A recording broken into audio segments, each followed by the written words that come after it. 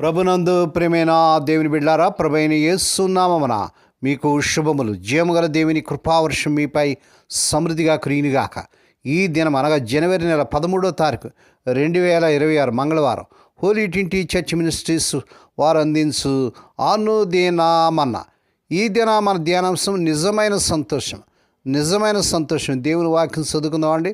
ప్రసంగి గ్రంథం 3వ అధ్యాయం 12వ వచనం. కావున సంతోషంగా నుండుట కంటేను తమ బ్రతుకును సుఖంగా వెడబుచ్చుట కంటేను శ్రేష్టమైనది నరులకు లేదని నేను తెలుసుకుంటుని. దేవుడు తన పరిశుద్ధ వాక్యం దీవించునుగాక. దేని బిడ్డారు, మీరు అంతా ఎలా ఉన్నారని, మీ ఆరోగ్యాలు ఎలా ఉన్నాయి, మీ కుటుంబంలో అందరూ బాగున్నారా? మీకోసం ప్రతిదినం కూడా ప్రార్థన చేస్తున్నాం. ఈ వర్తమానం ప్రతిదినం కూడా వింటూ షేర్ చేస్తూ లైక్ చేస్తూ సబ్స్క్రైబ్ చేస్తున్న మా ప్రియులందరికీ ప్రభుపేట వందనాలు. మీకోసం ప్రతిదినం కూడా ఎంతగానో భారంతో ప్రార్థన చేస్తున్నాం. దేని బిడ్డారా, మరి సొలొమోను రాసినటువంటి ఈ ప్రసంగి గ్రంథంలో మనం చూసినట్లయితే 3వ అధ్యాయం 12వ వచనంలో ప్రతి దానికి సమయం ఉంది, మరియు ప్రతి ప్రయోజనానికి ఒక సమయం అంటూ ఉంది.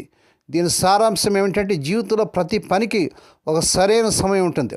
పుట్టడానికి, చనిపోవడానికి, నాటడానికి, నాటిన దాన్ని పెరికివేయడానికి, ఏడవడానికి, నవ్వడానికి, దుఃఖించడానికి, నాట్యం చేయడానికి, రాళ్లను పారవేయడానికి, వాటిని పోగు చేయడానికి, కౌగులించుకోవడానికి, మారడానికి, వెతకడానికి, పోగొట్టుకోవడానికి, దాచుకోవడానికి, పారవేయడానికి, చింపడానికి, కుట్టడానికి, మౌనం వహించడానికి, మాట్లాడటానికి, ప్రేమించడానికి, ద్వేషించడానికి, యుద్ధానికి, సమాధానానికి సమయం ఉంది.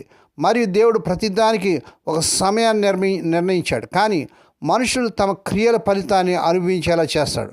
ప్రతిదానికి ఒక సమయం ఉందంటాడు దేవుని బిడ్డారా. జీవితంలో జరిగే ప్రతి సంఘటనకు, ప్రతి క్రియకు నిర్దిష్టమైన సమయం లేదా సందర్భం ఉంటుంది. పుట్టుక, చావు, సంతోషం, దుఃఖం, ప్రేమ, ద్వేషం వంటివి జీవితంలో ఒక భాగం. దేవుని యొక్క స్వరూపత్వం ఈ కాలాలన్నింటినీ దేవుడు నియంత్రిస్తాడు. మరియు వాటి వెనుక ఒక ప్రయోజనం ఉంటుంది. వ్యర్థత మరియు అర్థం. మానవుడు ఎంత ప్రయత్నించినా జీవితం కొన్నిసార్లు వ్యర్థంగా అనిపించినా దేవుడు ప్రతిదానికి ఒక ప్రయోజనాన్ని ఇస్తాడు. అది అర్థం లేనిది కాదు. ఈ వాక్యం జీవితంలోని వైరుధ్యాలను, మార్పులను అంగీకరించమని, ప్రతి పరిస్థితుల్లోనూ దేవుని ప్రణాళిక ఉంటుందని విశ్వసించమని ఈ వాక్య భాగాన్ని చూస్తున్నాం. దేని బిడ్డరా, 10వ శతాబ్దంలో స్పెయిన్కి చెందినటువంటి కార్డోబా చక్రవర్తి అయిన అబ్దుల్ రెహమాన్ III తన 50 ఏండ్ల విజయవంతమైన పరిపాలన అనంతరం పాలితులకు అత్యంత ప్రీతి పాత్రమైన వాడుగా, శత్రువులకు సింహస్వప్నంగా, మిత్రులకు గౌరవప్రదమైన వాడుగా తన గత జీవితాన్ని సింహలోకం చేయసాగాడు. ధనం, ఘనత, ప్రభావం, సుఖభాగాలు నా కనుచూపు సైగతో శాసించగలనని తన స్వీయ ఘనతను గురించి నెమరు వేసుకుంటున్నాడు. అయితే ఒకసారి ఆయన ఎన్ని రోజులు నిజంగా సంతోషంగా ఉన్నాడో లెక్కించగా అవి కేవలం 14 రోజులు మాత్రమే. ఇది ఎంత గంభీరమైన సత్యం దేవుని బిడ్డారా. ఈనాడు అనేక గృహాల్లో మరి ఎక్కడ చూసినా సంతోషం లేదండి, సమాధానం లేదు. నిజమైన సమాధానం కావాలంటే యేసు ప్రభువును మన దేవునిగా, రక్షకునిగా అంగీకరించాలి. ఈ లోక సంబంధమైనటువంటి వాటిపై మనం దృష్టించినట్లయితే, ఈ లోక సంబంధమైన లగ్జరీస్, వాటిపై, వస్తువులపై మరి మనం వాటి ద్వారా మనం మరి సంతోషం పొందాలంటే పొందలేము. ఈ ప్రసంగి గ్రంథకర్త అయినటువంటి సొలొమోను గారు కూడా గొప్ప ధన సాధనాలు, ఘనత, ప్రభావాలు, సుఖభోగాలు గల వ్యక్తి. ఆయన స్వీయ జీవిత మూల్య నిర్ధారణ కూడా ఇలాంటి గంభీరమైన సత్యాన్ని తెలియపరుస్తుంది. ధన సమృద్ధిని అపేక్షించేవాడు దాని చేత తృప్తిని నొందడని ఈ ప్రసంగి గ్రంథం 5వ అధ్యాయం 10-11 వచనాలు చూస్తున్నాం. సుఖభాగాలు ఎంతమాత్రం తృప్తిని ఇవ్వండి. మరియు విజయం కేవలం సామర్థ్యాన్ని బట్టి మాత్రం కాక యాదృచ్ఛికంగా కూడా లభిస్తుంది. అయితే ఆయన శోధించి తెలుసుకున్న సంగతులు ఆల్ రెహమాన్ వలె అవి కేవలం నిస్పృహలో ఉండిపోలేదు. అయితే దేవుని యందు నమ్మిక ఉంచుట ఆయన సంతోషమైన కారణం. దేవుని స్తోత్రం కలుగునుగాక. దేవుని బిడ్డలు, దేవుని వాక్యాలు మనం చూసినట్లయితే ఇక్కడ ఆయన శోధించి తెలుసుకున్న సంగతులు ఆల్ రెహమాన్ వలె అవి కేవలం నిస్పృహలో ఉండిపోలేదు. అయితే దేవుని యందు నమ్మిక ఉంచుట ఆయన సంతోషమైన కారణం. అంత మట్టుగా కాకుండా ఆయన యందు అన్నపానం పుచ్చుకొనచ్చు, కష్టపడి పనిచేయచ్చు, ఇతరులకు మంచి చేయొచ్చు, ఉత్సహించగలము. ఓ మానవుడా, నీ నిరీక్షణ లోకంపై ఉంచకు అని ఆల్ రెహమాన్ వాపోయాడు. గ్రంథకర్త కూడా ఈ విషయంలో ఆయనతో ఏకీపిస్తున్నాడు. మనం నిత్యత్వం కోసం సృష్టించబడ్డాం కాబట్టి ఇహలోక సంతోషాలు మనల్ని ఎన్నడూ తృప్తిపరచలేవు. ఆయన మన జీవితంలో ఉండగా మనం తిరుచు పనిచేయ జీవించని యందు ఆనందించగలం.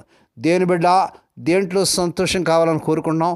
ఈ లోక సంబంధమైన సుఖభోగాల మీద దేవుని బిడ్డారా, మరి ఈ లోక సంబంధమైనటువంటి వస్తువుల మీద, అన్నపానాల మీద కాదు దేవుని బిడ్డారా. నీకు నిజమైన సంతోషం కావాలంటే నేడే యేసయ్యని నీ హృదయంలోకి ఆహ్వానించు. ఆయన నీ హృదయంలోకి వచ్చినట్లయితే, నీ గృహంలోకి వచ్చినట్లయితే నిజమైన సంతోషాన్ని, ఆనందాన్ని పొందగలవు, తృప్తి పొందగలవు. దేవుడి మాటలు దీవించినగా ప్రార్థన చేసుకుందామండి. పరిశుద్ధుడైన మా తండ్రి, నీ పరిశుద్ధ నామమునకు వందనాలు, స్తోత్రాలు చెల్లించడం ఆయన. స్వదేశ విదేశం నుండి వర్తమానం వింటూ అనేక వర్తమానం షేర్ చేస్తూ, లైక్ చేస్తూ, సబ్స్క్రైబ్ చేస్తున్న మా ప్రియులందరూ దీవించండి.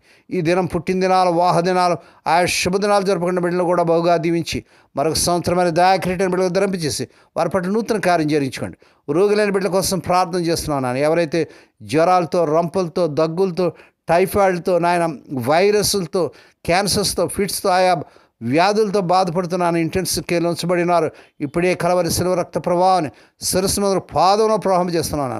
స్వస్థత, ఆరోగ్యం, విడుదల యేసు నామములో ప్రకటిస్తున్నాం తండ్రి. ఏ కుటుంబంలో అయితే తమ ప్రియులు నిద్రించి మాడించి దుఃఖంలో వేదనలు అటు వారికి కావాల్సిన ఆదరణ దయచేయండి నాయన. హోలీ ట్వంటీ చర్చ్ మినిస్ట్రీస్ ద్వారా ఆ మారుమూల గ్రామంలో మురికి వాళ్ళు పరిచయం చేస్తున్న దినదాసనం, దాస్తురాను, విధవరాను, దిక్కులేని బిడ్డలు, తండ్రి లేని బిడ్డలు జ్ఞాపకం చేసుకొని వారి ప్రతి అవసరం తీర్చండి. ఈ దినమంతట్లోని బిడ్డల చుట్టూ మీరు రక్తకాయం చేసి ప్రతి విధంగా కీడు నుంచి, దృష్టి నుంచి, ప్రమాదాలు తప్పించి క్షేమకరమైన ప్రయాణాలు దయచేయమని సమస్త మహిమా ఘనత మీకే చెల్లించుకుంటూ యేసయ్య పరిశుద్ధ నామమున స్తుతించి గణపరిచి వేడుకొని ప్రార్థిస్తున్నాం తండ్రి. ఆమేన్. మన ప్రభువైన యేసుక్రీస్తు వారి కృప, తండ్రి అయిన దేవుని ప్రేమ, పరిశుద్ధాత్మ దేవునికి అన్యుని సహవాసం సదాకాలం మీకు తోడేండి నడిపించి బలపరచునుగాక. ఆమేన్.